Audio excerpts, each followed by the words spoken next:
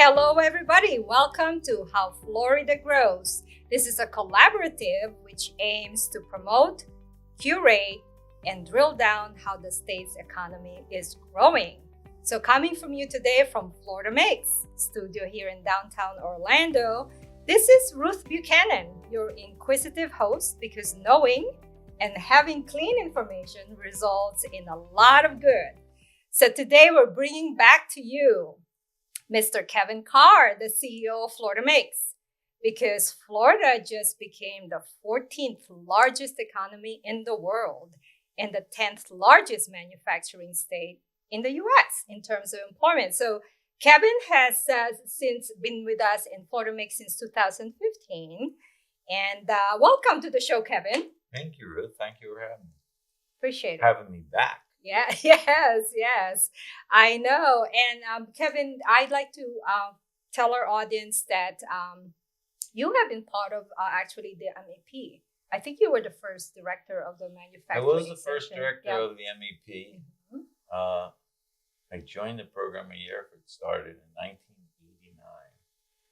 And I was director when I left. I was director in 93. It wasn't quite a named program yet. It was a pilot for the first few years. So it even had another name. I won't even bother sharing it. Right. It became the MEP actually in 1992, 93. It became formally MEP, and I became the first MEP director. Awesome. So I served there, built out the system nationally. Well, when I took over, we had 7 centers. When I left, we had 75. So I built that out nationally. That was a goal within the Clinton administration, the first presidency, first term. And I left in 2005. So I was there for about 16 years. Awesome. So Kevin here has had a big impact really in manufacturing in the country, and now he's helping move the needle quite a bit in the state of Florida, which we're going to hear about as part of this episode. So I know you've been traveling, right? And thank you for making time to meet with me today. There's a lot of good news coming from Tallahassee because the manufacturing just became a larger contributor to the state's GDP. And you have any thoughts about that? Sure. I mean, and that's part of our messaging. We've just spent a lot of time in Tallahassee. I think one of the best kept secrets right now is that Florida is a manufacturing state. And we just spent some time working with the Department of Commerce, with Secretary Alex Kelly, putting together a manufacturing study that kind of benchmarks where we're at. Right. And, you know, if you think about Florida, most people, when they think about Florida, they don't think about manufacturing. We're defined, and our economy has been defined largely by tourism, been defined by agriculture, and been defined by growth. You know, so a lot of construction. Well, manufacturing actually in 2022 went past all 3 of those. It went from, we did a study from 2014 to 2022. And in 2014, it was about 43 billion in gross state product, if you will. Right. And at the end of 2022, it was at 73. There's no other state in the union whose GDP and manufacturing is growing that fast, whose workforce is growing that fast. And while we still have some work to do in productivity, and that's value per worker, even that's outpacing.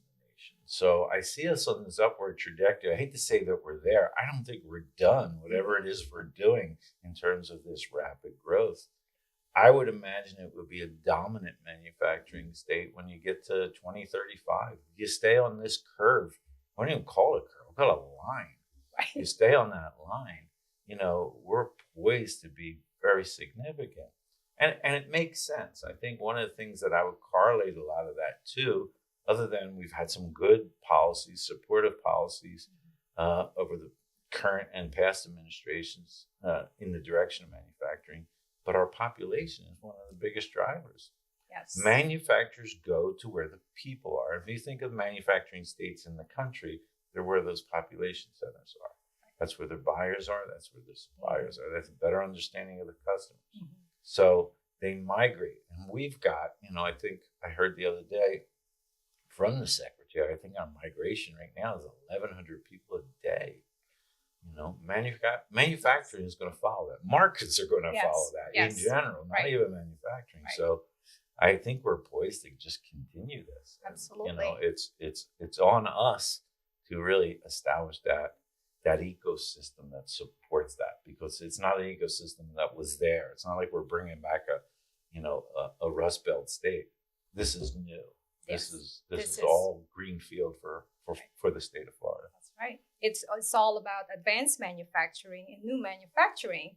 So rooftops do drive a lot of economic development and growth. And the state of Florida, it is one of the fastest growing states in the country. And it does correlate with the manufacturing growth. So the publication that we want to drill down a little bit today, it was just released by the Department of Commerce, and it's called the 2023 Florida Manufacturing Report. Yes. It carries a very bold statement, and it's simple. Florida is a manufacturing state. How about that? I love it. So let's drill down on some of the findings of the report, shall we? Sure. Okay, so manufacturing jobs, just in the numbers itself, I have some notes here. So 422,800 terms of employment, places us at 10th largest manufacturing employer. That just happened in September. We passed Georgia and New York. Right. In terms of our manufacturing employment. And then in terms of growth rate, this is even better.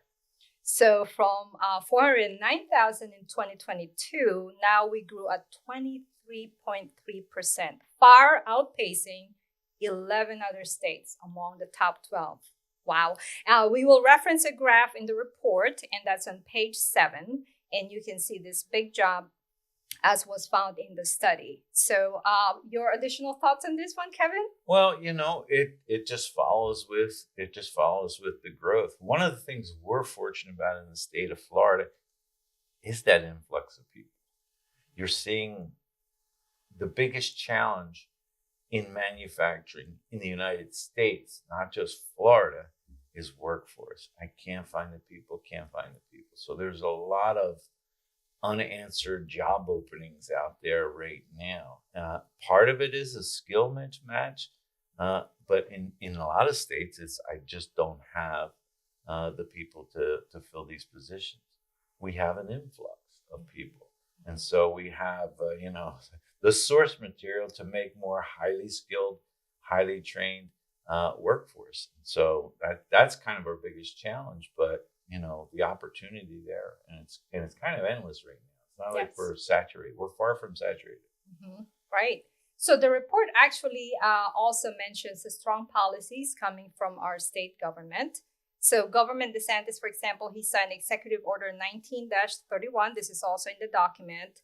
It's called the REACH Act. So he basically asked a lot of our state partners and entities like CareerSource Florida, FloridaCommerce, the Department of Education, even the Department of Children and Families, and thanks to the Florida Chamber Foundation, I know you work closely with them too, for that Florida 2030 report, which is the blueprint to secure Florida's future. I'm going to quote from it because it called for the state to ensure that Florida students are prepared to fill the high demand, high wage jobs of today and the future. And then it also emphasizes the technical education that our manufacturers need. So I think one of the greatest things about the REACH Act, just looking at the sort of population in general, and even looking at, our national demographics, somewhere, I don't know, I want to say 30, 40 years ago, our policy nationally turned into, everybody's got to go to college. These are not the kind of fields you want to go into. So we used to have these VOTEC schools, and we used to have apprenticeships and great things like that we got away from in this pursuit of everybody going to college.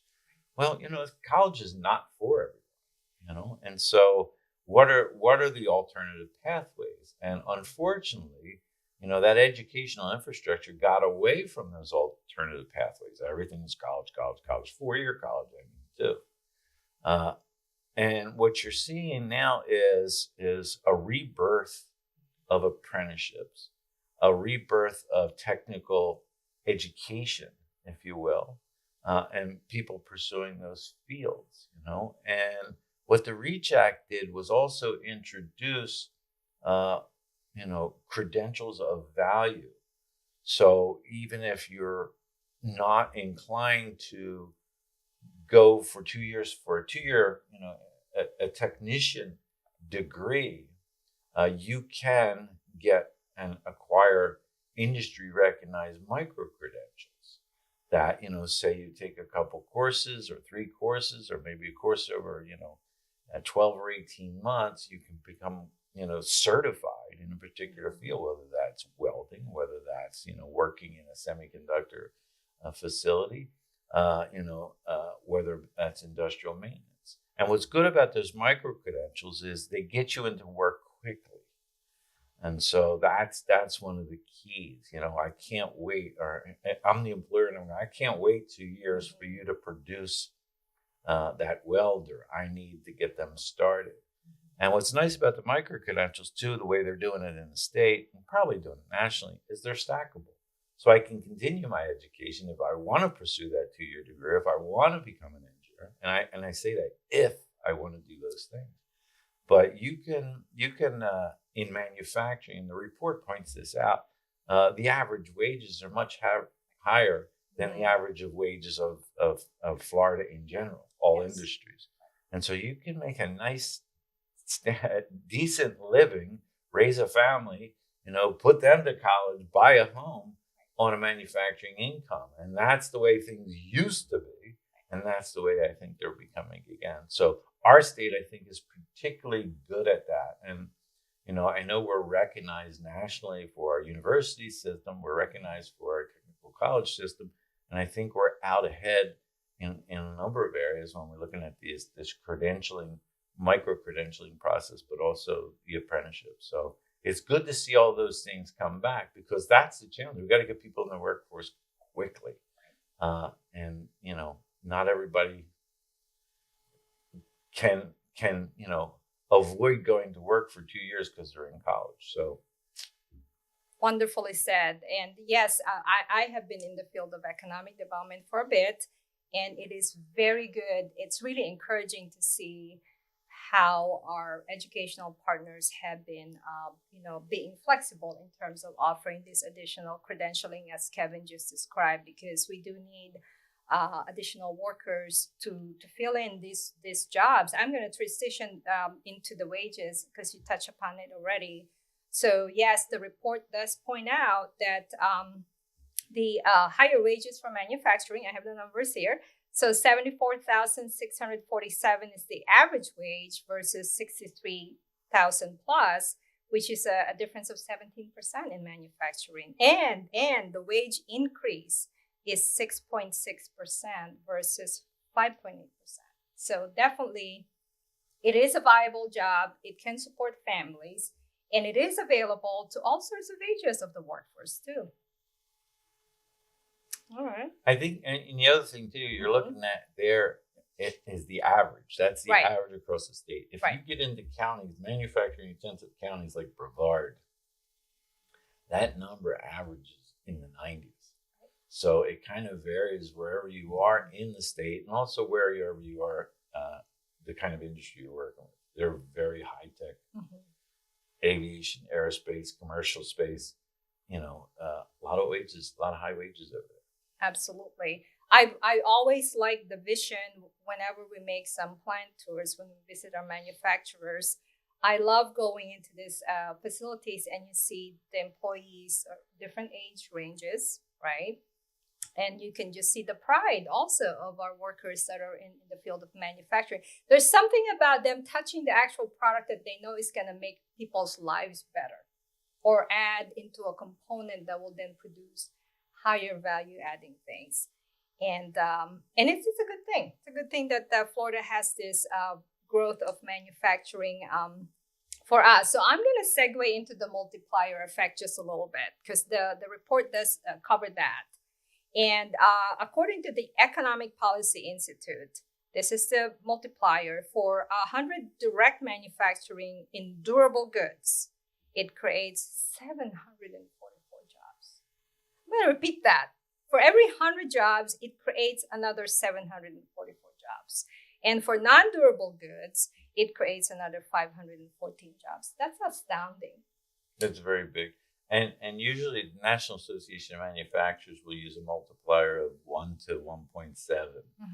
What the Economic Policy Institute did there is it took into account, the jobs upstream and downstream. Right. And, took like sort of a broader approach. If we have this, what are we creating in support industries? Mm-hmm. And we tend not to think about that. It's one manufacturing job. Somebody has to deliver that product. Somebody has to ship that product. Somebody has to put that product on a train. Mm-hmm. So all your transportation logistics are interlinked with that. Fuel, energy is linked with that. We don't think about those things, but we were laughing. I was at a meeting the other day, and there was a rebar recycling company who made rebar next to a utility company. They were saying, this is our number one customer. You can't make that product without consuming a lot of electricity. You can't make electricity without a lot of people sort of upstream on that, energy production supply chain. So there's tremendous multiplier there that get lost. I think most economic development folks like yourself know manufacturing is the big hit. Yes. It has that multiplier. So, Yeah, it is. We need to kind of continue down that path. Right. Yeah. Just a little self-promotion, if you will. One of the cities that I had helped in my time as economic development, together with a lot of partners, we grew the manufacturing base in terms of employment by 40%.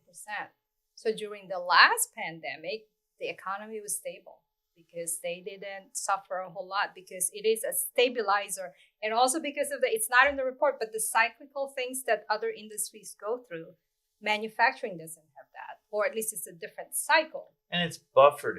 And on average, it gets buffered because it's an industry of industries. So there may be industry, sub-industries in there, subsectors in there that suffer that. But, I think, and I heard somebody say this the other day, and I think it's where I cut my teeth on learning this. There's only 3 ways to create value. You grow it, you mine it, or you make it. And real true value. And so not having that in your economy actually leads to some instability. And you talked, I think you just mentioned the pandemic. Manufacturing helped keep the lights on during the pandemic. Yes. And not only that, support the products that were missing in our supply chain, like PPE, ventilator parts, things like that, even ventilators. We have a company on the coast that produced, I think, 30 ventilators a month. They had to figure out how to produce 30 a day. And so, manufacturing can come to the rescue in times of peril.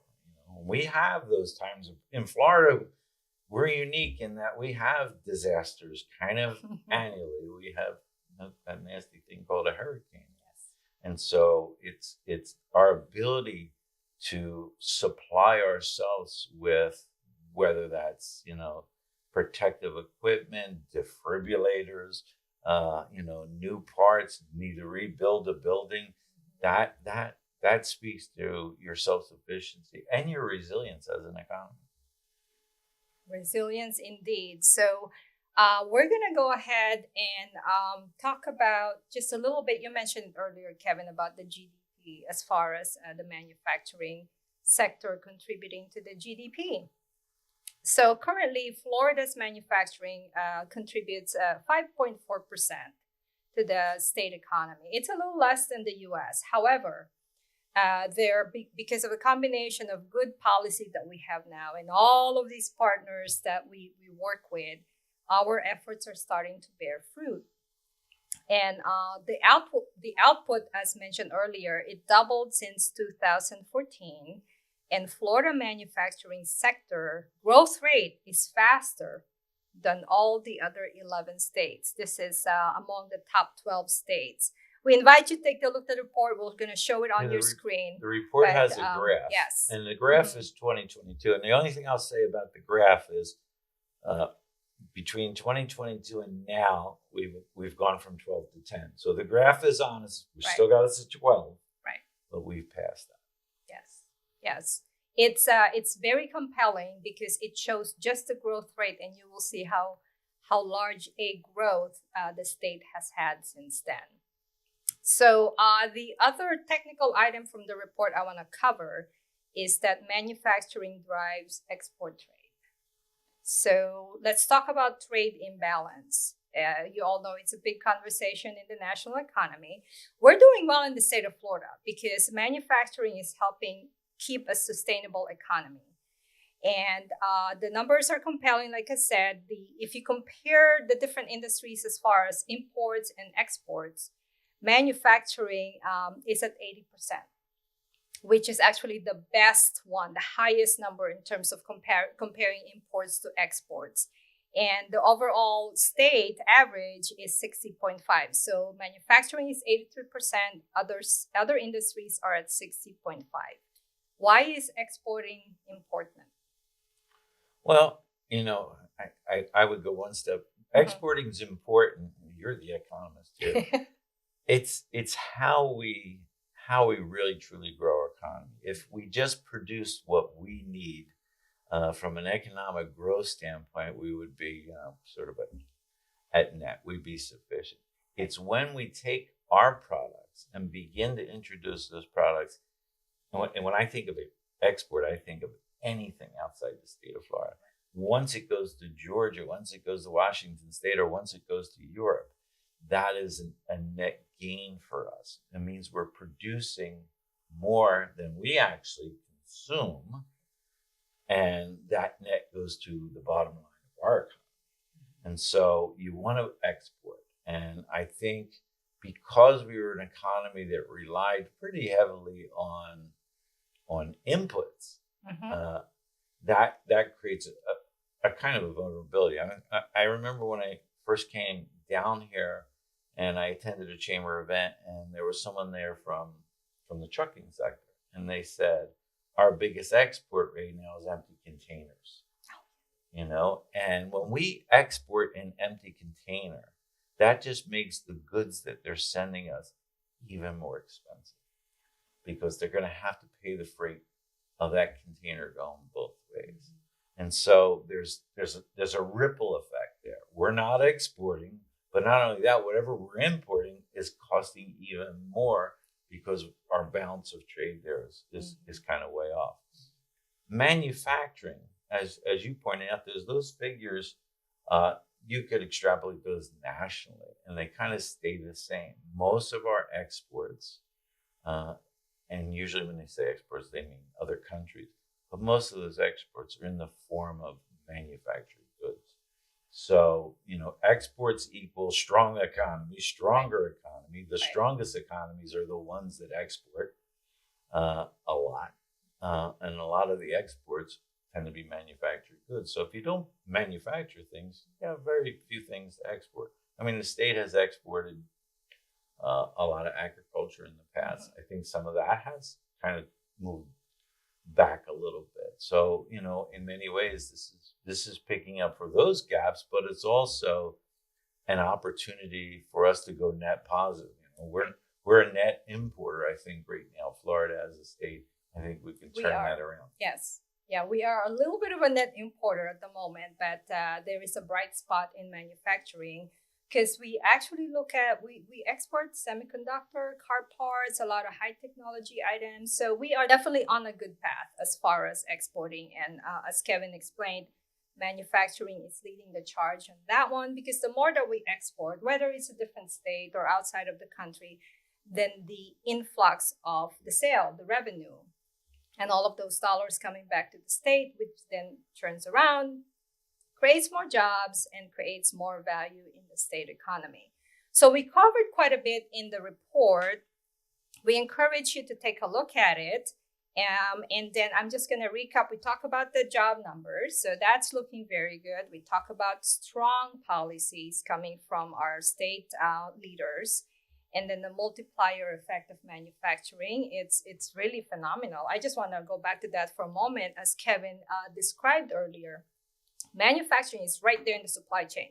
So it's upwards and downwards, and all of those industries are being touched and growing from it.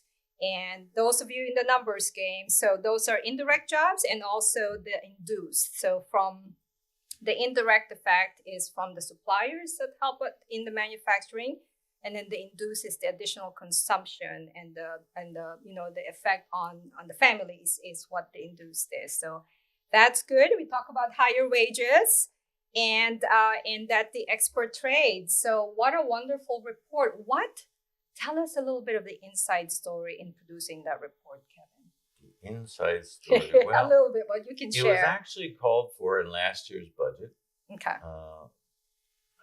There's a Senate bill, I can't remember the number, but there was some proviso language that said, called for the Department of Commerce to basically put together a report, and there was even language there to say work with the state manufacturing partnership to produce a report on kind of where we're at in manufacturing, and so it's kind of to benchmark that. I remember last year walking around the halls of, the Capitol, and part of our line was, being a little tongue in cheek, was, if I'm a manufacturer, what door do I knock on? Mm-hmm. If I'm in agriculture, I know where to go. If I'm in tourism, I know where to go. If I'm in transportation, I know where to go. There isn't a policy framework in the government right now for manufacturing statewide. Right. There isn't a door you can knock on. One of the things that the Trade and Logistics report called out was, hey, maybe we need to have a chief manufacturing officer. That would be the first person and the only person dedicated to manufacturing in the state, in the government. So there was a lot of push, and that led to, hey, let's take a stock of this. Is this a Florida industry or isn't it? We know, the people that are in manufacturing know that, but the rest of the world doesn't. And so I was pleased that the proviso language was put there. I was pleased that the Secretary of Commerce, having had the choice to kind of pull that out and say, no, we don't want to do that, said, no, we do need to do that. And so we were sort of challenged with that task to work with them and help pull that together. They have a strong group of, they're called WISE, or Workforce Statistic and Economic Research. We see their reports quarterly on our workforce and labor reports. They're the people that do that, but they have a handle on a lot of the data. And then we have a lot of data, yes. And so we were tasked with helping them, work with them to pull together the report. So it was a joint effort. And I was actually surprised. I thought we would be sort of, behind the scenes and not necessarily recognized, but they produced the report with their brand on it, but also put our brand on the cover. And that was probably the biggest compensation of all, the recognition of what we put into it. Yeah. The report was really, I think there's more than 3 sections. There's 4, I think. That might have been some of the editing. Yes. But basically what we wanted to do is, in the front part, make the economic case. Yes. And so we go through a lot of what you just discussed in terms of workforce, GDP, and we end at productivity.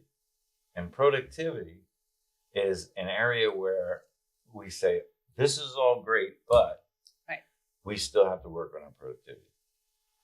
Our productivity, for people that don't understand what productivity is, think of the value that's produced, gross value that's produced per worker. Mm-hmm. So take the entire 73 billion and divide it by the number of workers, and you've got our productivity. Well, we operate in Florida because we're coming from behind, not being a traditional manufacturing state. We produce less value per worker right now as compared to the national average. Mm-hmm. And if we operated at the national average and didn't even change employment, if we were that productive, we would add another 16 billion. So that, if you want to put a number on what does that cost the economy to not use the latest technologies, what does it cost the economy to not have the highest skills? So That's what we need to work on there. How do you affect that productivity? Utilization of advanced technologies. And that's kind of the next big frontier. Upskill your workers. And I think Florida's way out ahead. It's just, they're out ahead in terms of their capacity to do that, but still catching up with, the rest of the nation in some ways. Better value contributions in our supply chains. We're producing to higher tech sectors. In economic development, what are the companies that we bring into the state?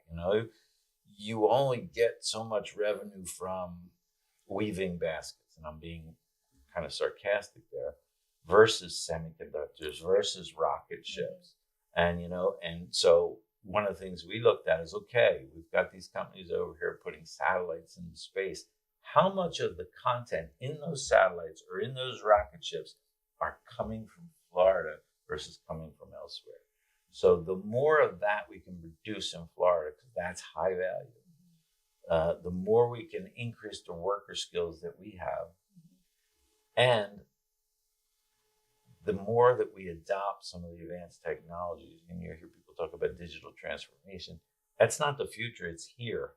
And the more we get immersed in that, the better equipped we'll be, and you'll see that productivity number increase. And like I said, just getting better at what we're doing.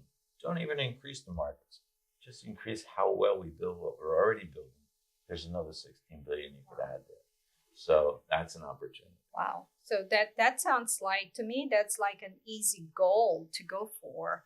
That should be a shorter term goal then for the state. When we look at what we do with FloridaMakes, there's a lot of things that the state does and the policy environment does.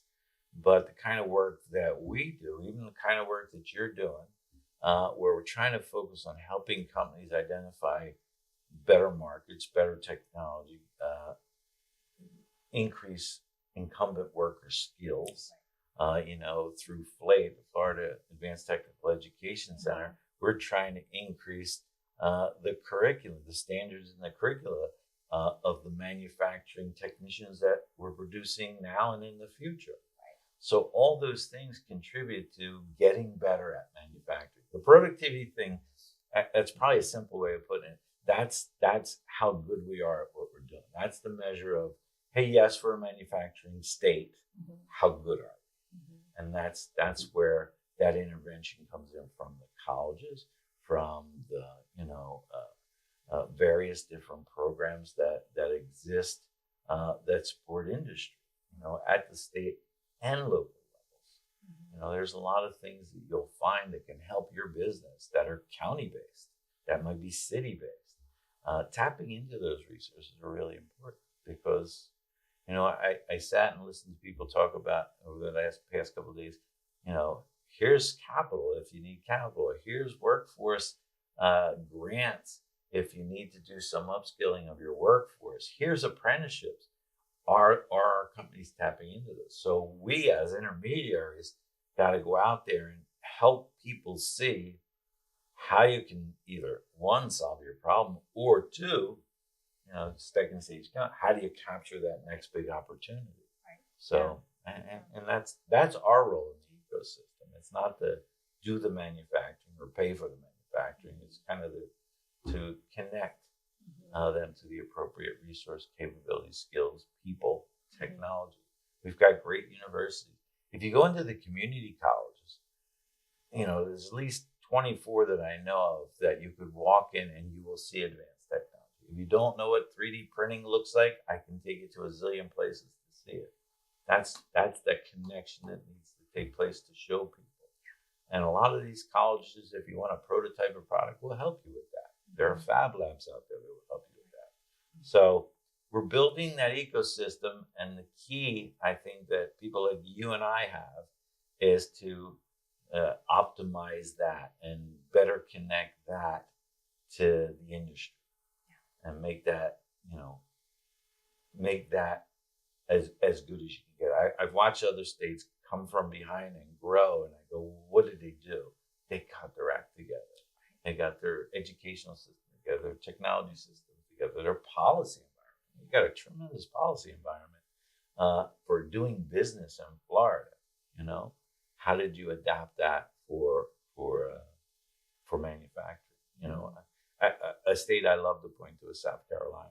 I can remember South Carolina 25, 30 years ago, back on their heels, having lost their garment industry, and now they produce more autos than Detroit. How'd that happen? They got their act together. And you can see those states, you know, you're seeing them budding. Even in the report, as we're doing a report, I'm going, oh, here we are, and we're catching up with those Rust Belt states. But what's not on the chart are who are the people that are 15, 16, and 17? Where were they 10 years ago? Yeah. They're coming up. So manufacturing shifting, and, you know, probably technology's doing it. Doesn't, you can become a little more location independent. But yeah, no, wow, that's awesome. So there's a couple of things I want. First of all, we want to thank your team and the people that helped produce the initial draft or the draft of the report. So kudos to everybody on my FloridaMakes team. Good job on that one. Thank you for helping produce the very first. This is really the very first Florida state report statewide that took stock. I think so. Of the so that looks at everything. Yeah, I think so too. So kudos on that one. And Kevin, you started to go into the other thing I want you to explain is I asked you this before in our previous time when we sat together, but how do you see FloridaMakes' role into the future now that you are part of this wonderful collaborative, right, of moving the manufacturing sector? And so what's changing? How do you see FloridaMakes' role in the next 2 to 3 years? I think the biggest thing that's changing and that we need to get our arms around is going to be that immersion of technology in these companies. You know, I listened to a big defense supplier at a conference here who said, if you're not a digitally transformed supplier, chances are you won't be working with us in a couple of years. You know, that whole Industry 4.0 world is upon us. And you see large companies, you know, I'm thinking of one big company, that just adopted, you know, augmented reality for use in their production facilities. The challenge is not getting the large company to do that, it's getting the small company to do that. And is that technology at this point fully scalable? So I'll pick one of those technologies that everybody's familiar with because it haunts us in many ways, and that's cybersecurity. Yeah. You know, we go into this digital world. One of the first problems we're dealing with is cybersecurity. And are you cyber secure? Well, if you're a defense supplier somewhere, even if you're at tier N, whatever N is, you're, you know, the company that you're supplying to is looking for you to have a strong cyber hygiene, as they say. That process can be one, expensive, but two, difficult to navigate. You know, if you're a 9-person company and you do machining and all of a sudden somebody wants to talk to you about cybersecurity and you bring up what? You know, well, they have networks and their networks are connected to networks. And so, you know, if you wanted somebody to spy, it's kind of not that hard for the very skilled to get in there, not only just shut down your company, but in the case of defense, see what it is you're building, pull that blueprint off. So that's not just unique to the defense community, but it's also, we're seeing it happen to other businesses, and we're seeing it happen to governments. I think governments sometimes, local governments, are very vulnerable because they have these legacy IT systems that you can kind of, if you're a hacker, walk into. So helping companies into that world of what is additive manufacturing, what is vertical and horizontal integration, what is AR technology, what is AI? I mean, look at AI as just, we talked about it, and it landed on our laps about 6 months ago. You know, how do you apply that? What does that mean? How can you utilize that? So you're seeing big companies embrace that. Small companies tend to lag. They do things when they have to. Some of them can get out ahead of it. So that, I think, when you talk about what's next, that's the next big challenge. I had one of our board members, a small company, on our board says, I love all this discussion about robotics and AI and AR and all these really cool things. He goes, I don't even know how to start. So there's a company that probably is very willing, but where do I start? How am I able? And so, you look at those technologies. No, I think the first time I ever saw additive probably was in 1989 or 90. It took so long for that to become scalable that, kids have them in their house now. So a lot of these technologies you're talking about, you can't blame the companies. They're just not scalable yet. Being able to exploit data and data analytics and all that, that's kind of where the world is. Well, if you can spell those things, the biggest company is stealing you. We had a fellow that worked with us who was helping us with cybersecurity, one of our business advisors. Just got plucked away.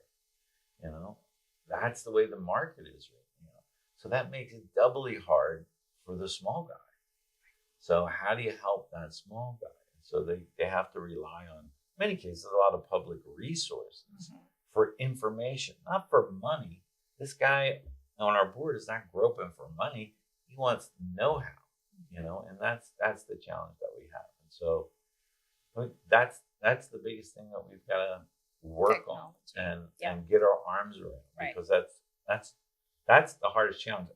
At the very core, you asked me about my roots at NIST. At the very core, that's where this program began. It was technology.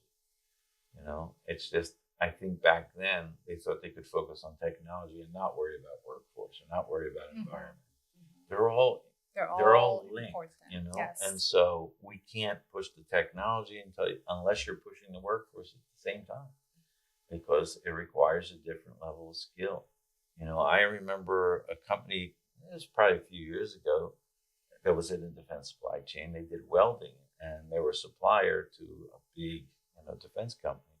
And they said, well, they want to pass down their welding process instructions all the way to the workstation, to an iPad. Okay. And the guy says, most of the guys that I have welding in my facility, they don't even use computers at home. So that's a gross example, but that's the technology gap that we're dealing with. I know a lot of the young folks coming out of school, they were born into point and click.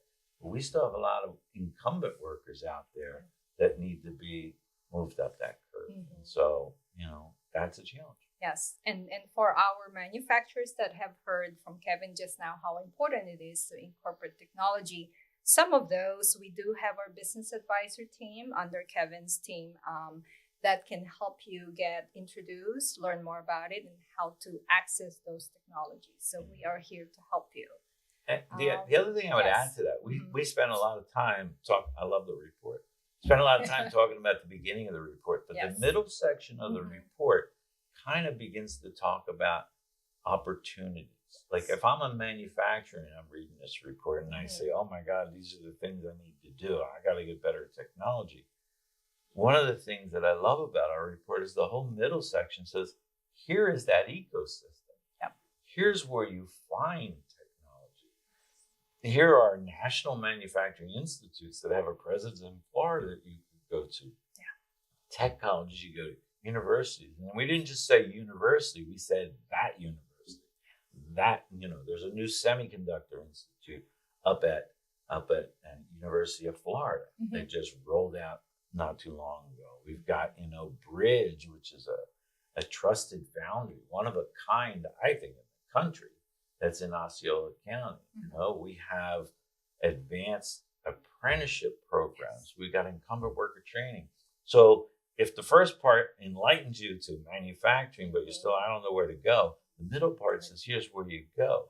And so, when you talk about our role, FloridaMakes, our role, I which we've kind of adopted, other than the direct technical assistance that the BAs do.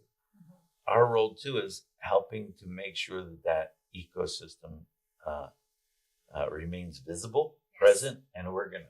Right. You know, we want to be the place that produces more cars 25 years from now, or trains, or rocket ships, or whatever. We're winning on launches. I think you're getting there. I think you've got a good crew, and the vision certainly is there. So, how about the rural? You had some thoughts about rural. I think rural is a tremendous opportunity for manufacturing. You know, I was dealing with a company in Miami, and they said, we need to expand. So they're thinking Texas. They're thinking, I'm going, wait a second. There are so many places within this state ready, willing, and able to, you know, turn a greenfield into your next factory. Manufacturing, you know, sometimes when you average manufacturing, I know a couple of years ago people go, well, it's really not an important part of our workforce.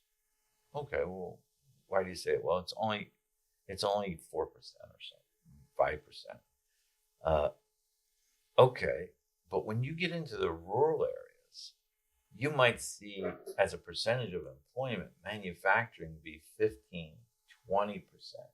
You know, they may have less factories, but that factory or two that are in town may employ the town. So it's really important. I think the other thing that the opportunity where the rural is technology has made the world smaller.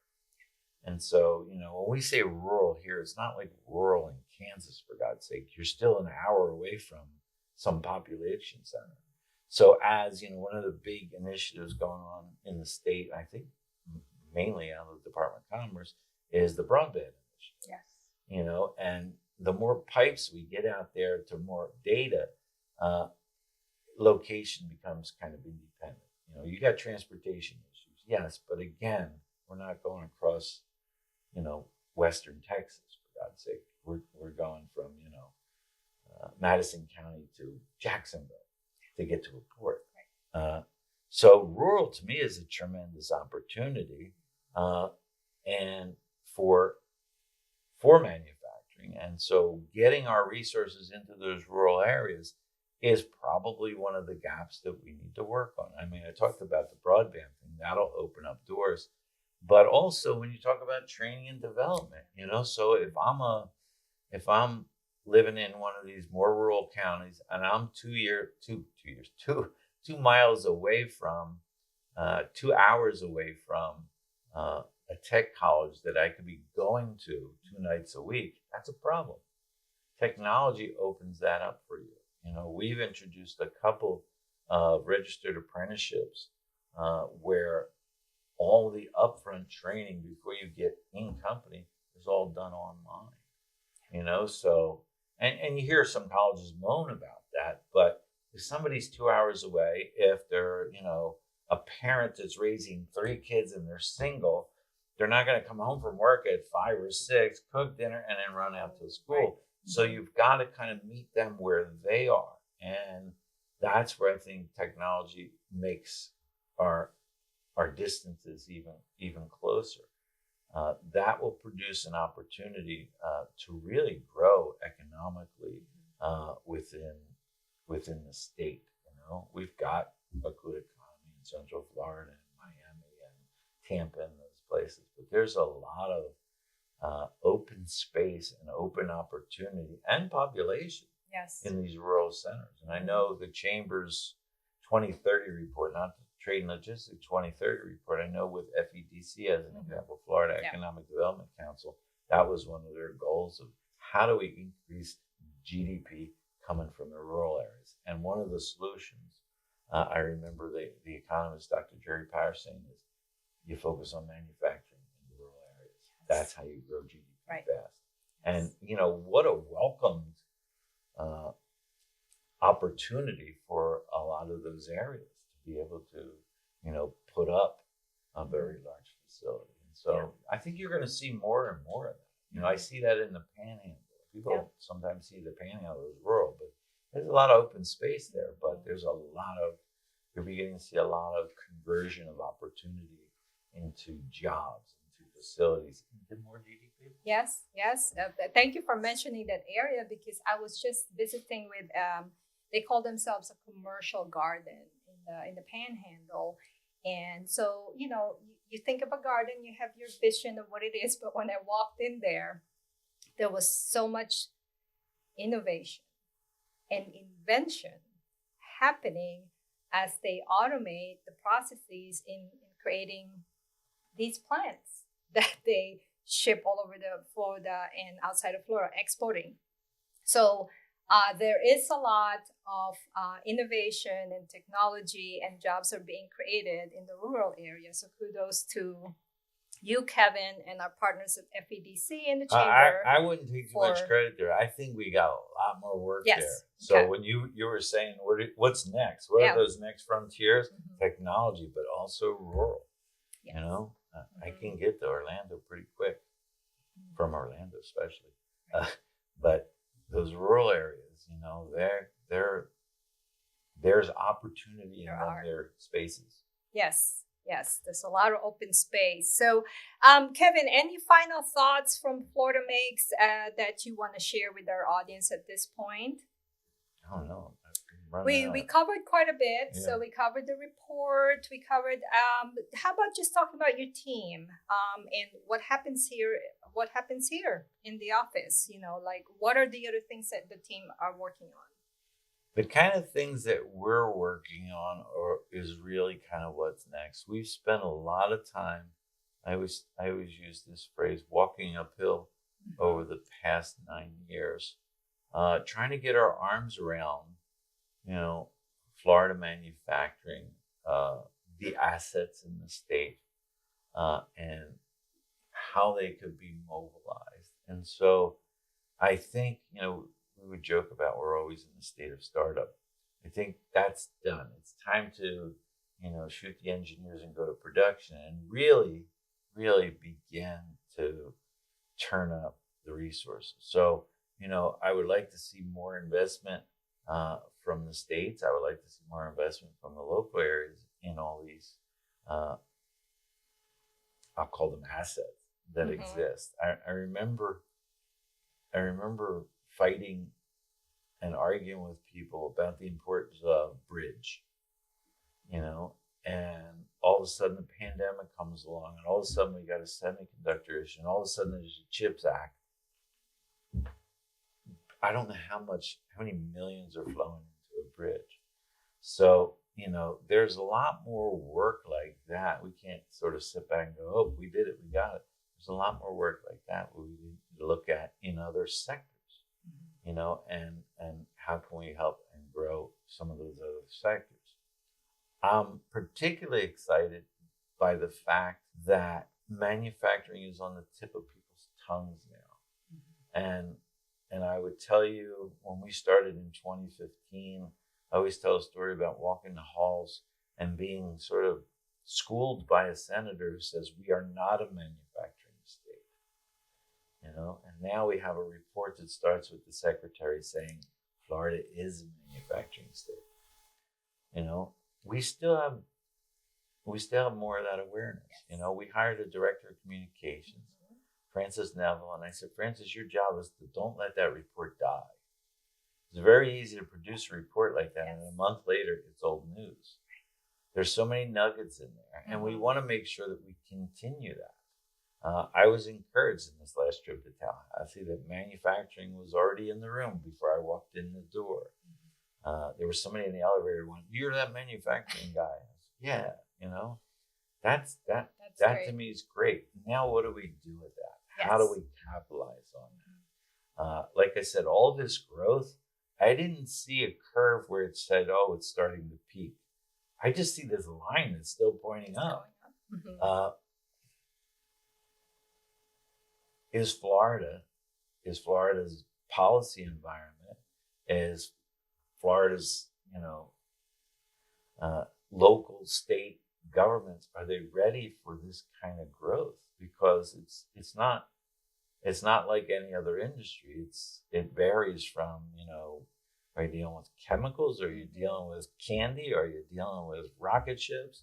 You know, and so we have to be flexible as a state, as an ecosystem. Our education systems have to be flexible for whatever's coming at us, you know. And these things aren't changing over 10 years; they're changing in some cases over a year or two. Right. I just read a good book on semiconductors. You know, those facilities become obsolete in a matter of a couple of years. You know, and you leapfrog. Are you ready for that? You know, and there are a number of states out there that have done a good job of being ready for that. I think we need to be that as well. We need to get out ahead of them, out in front of them. And I think we've got all the ingredients. That's the thing I loved about when I first came to Florida. It was like, it's not like, and I don't want to name a state, it's not like, you know, X state where there's nothing there except a bunch of sand and hills. There's so many assets in this state. And so it's a matter of us getting our act together. Right. That, you know, I would project, you know, here we are. You said we passed and we're at number 10 now. I would say by 2030, we'll easily be at number 5. I shouldn't say that. I'm making my words. But I think not just employment, that GDP figure. Yes. We're going to be one of the dominant manufacturing states. 2035, maybe. I think this could happen at our current rate of growth. So we'll see. I don't see anything tapering off. So we're challenged. You know, will we have the resources? Are we ready? You know, the way we were for other industries. Are we ready for this one? Yeah. So Florida, are we ready? I think we're getting there. I think you and the rest of the team have taken up to this. It's almost like a tipping point. Is it a tipping point already? We shall see. But we encourage everybody to take a look at the report, not just the beginning that we covered a lot today, but the middle portion is important. And so is the last third portion. There's a lot of resources in that more than 100-page report. It's a big report. We really just covered the first 15, as I wrote down here in my notes here. But Kevin, thank you for sharing your thoughts on so many things happening in the state of Florida and where we hope to go to. And that we also thank the people behind the report and the support from our leaders for that report. And thank you for watching. This is How Florida Grows. Any final words from Kevin? Thank you. Thank you for giving me this opportunity. Asking me to come back twice. That means I didn't mess up the first time. So hopefully we'll have another conversation in a few months from now about some new development. But thank you. Yes. Thank you. Oh, you're welcome. I think we're going to have another session on the report because it's a good one to use as we monitor our progress as a state. And I think we can certainly do that. So thank you to the staff and crew behind How Florida Grows. And this is Ruth Buchannon. I'll see you again next time.